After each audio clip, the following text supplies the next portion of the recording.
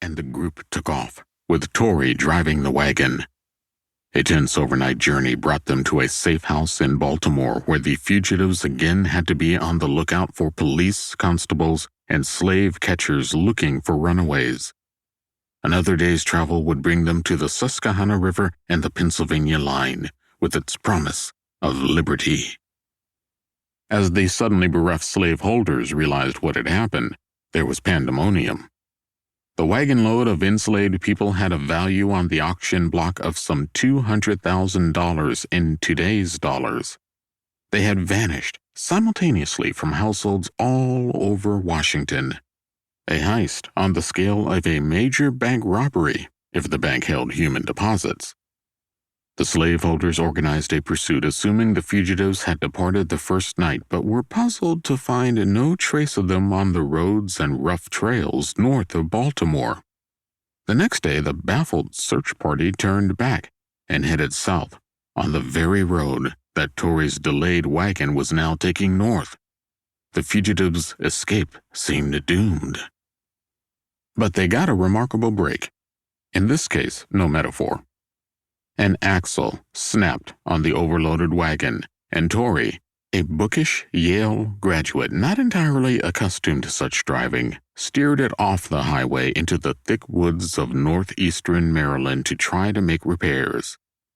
There, from the shelter of trees, the fugitives watched their pursuers pass south on the way back to Washington. A week later, from the Hudson River town of Troy, New York, Torrey wrote to Smallwood, mocking the enslavers' bloodless language about their property, a standing joke between the two men. "I have arrived at Troy safe with the chattels," he wrote, "and am now shipping them on board of a canal boat for Canada."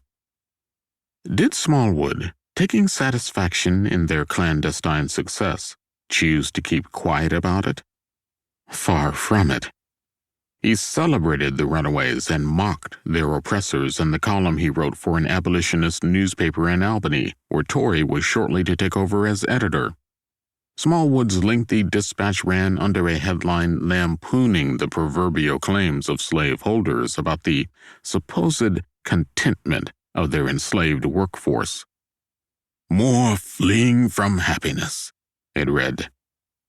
In the distinctive satirical writing style he was developing, Smallwood addressed by name the enslavers who had just suffered such a painful loss, and also named those who had fled to freedom in the North, most of them to Canada.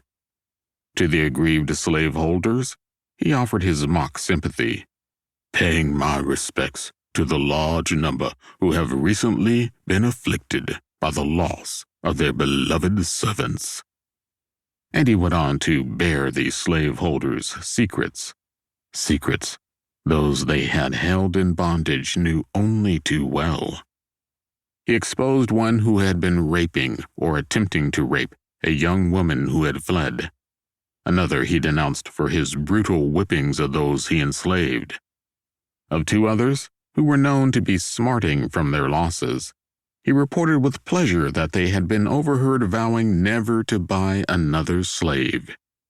He addressed several of them sternly, including a doctor, William H. Gunnell, the man who had required the little enslaved girl to rock his infant's cradle. "On reflection, don't you think it was cruel, Dr. Gunnell, to make that little child only 5 years old lie on your chamber floor and keep awake to tend your own white baby while you and your wife slept?"